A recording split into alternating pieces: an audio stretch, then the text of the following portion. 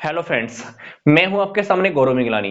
इस वीडियो में हम ये डिस्कस करने जा रहे हैं कि कैश फ्लो स्टेटमेंट को रेडी करने का क्या प्रोसीजर है।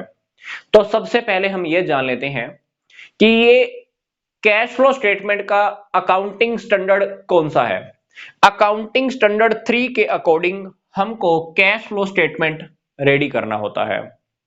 ये अकाउंटिंग स्टैंडर्ड 3 किसने इशू किया है, अब ये जान लेते हैं। The institute of chartered accountants of India ने इस अकाउंटिंग स्टैंडर्ड 3 को इशू किया है और उन्होंने ये बात भी बोली है कि ये कैश फ्लो स्टेटमेंट के लिए है और plus cash flow statement ready करना उन इंटरप्राइजेस के लिए जरूरी है जो 1/4/2001 या उसके बाद शुरू होंगी। अब वो कौन सी इंटरप्राइजेस होंगी जिनके लिए कैश फ्लो स्टेटमेंट रेडी करना बहुत जरूरी है, ये बातें हमको दो पॉइंट्स में डिस्कस करनी होंगी।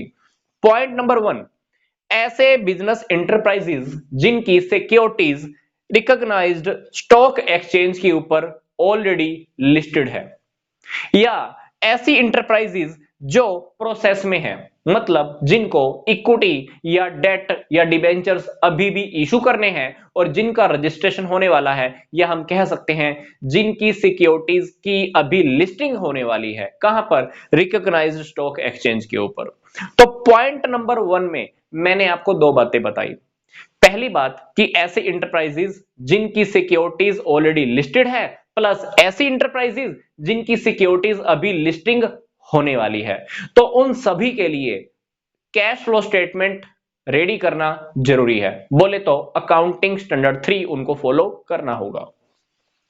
पॉइंट नंबर 2 के अकॉर्डिंग ऐसे कॉमर्शियल, इंस्टीट्यूशनल या बिजनेस इंटरप्राइजेस जिनकी एक अकाउंटिंग पीरियड की टर्नओवर 50 करोड़ से ज्यादा हो जाती है, कितनी? 50 करोड़ से ज्यादा, उनको भी कैश फ्लो स्टेटमेंट रेडी करना बहुत जरूरी है। रियलिटी में क्या होता है कि कैश फ्लो स्टेटमेंट एक समरी है, किसकी? कैश एंड कैश इक्विवेलेंट की। ये हमको बताती है कि कैश का कितना इनफ्लो हुआ और कैश का कितना आउटफ्लो हुआ, मतलब कैश के सोर्सेज क्या हैं और कैश हमने कहां कहां यूटिलाइज किया, एप्लीकेशंस। तो कैश फ्लो स्टेटमेंट डेफिनेटली आपको कैश के इनफ्लो के बारे में और कैश के आउटफ्लो के बारे में बताती है। इसमें हम 3 एक्टिविटीज को इंक्लूड करके चलते हैं: operating activities, financing activities, investing activities. इन 3 एक्टिविटीज की हेल्प से हम कैश फ्लो स्टेटमेंट को रेडी करते हैं।